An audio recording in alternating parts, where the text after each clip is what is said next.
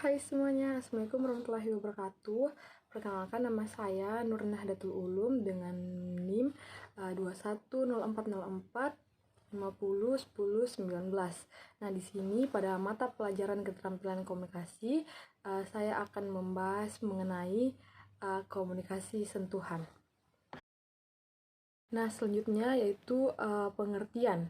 Nah, sentuhan merupakan mikro ekspresi dan bahasa tubuh yang biasa mengungkapkan keramahan atau simpati terhadap rekan kerja, teman, keluarga, atau orang yang berada di sekitar kita.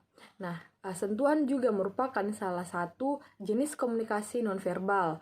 Nah, sentuhan bisa digunakan untuk mengomunikasikan berbagai emosi, misalnya kasih sayang, keakraban, dan simpati. Yang ketiga yang akan saya bahas yaitu bentuk-bentuk komunikasi sentuhan. Haptik adalah bidang yang mempelajari sentuhan sebagai komunikasi nonverbal. Sentuhan dapat termasuk yang pertama yaitu bersalaman, menggenggam tangan, berciuman, sentuhan di punggung, mengelus-ngelus, pukulan, dan lain-lain.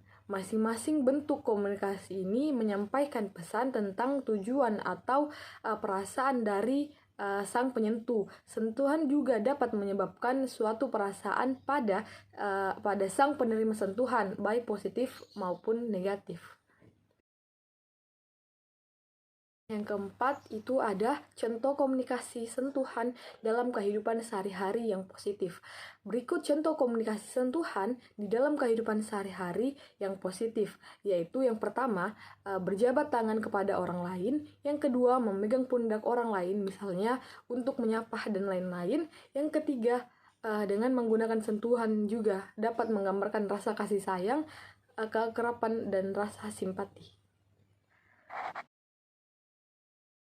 Selanjutnya, yang kelima, saya akan membahas contoh komunikasi sentuhan dalam kehidupan sehari-hari yang negatif. Nah, berikut contoh komunikasi sentuhan di dalam kehidupan sehari-hari yang negatif, yaitu yang pertama, melakukan sentuhan dengan menggunakan emosi, misalnya memukul dan sebagainya. Yang kedua, yaitu menepuk pundak orang lain dengan keras atau secara kasar.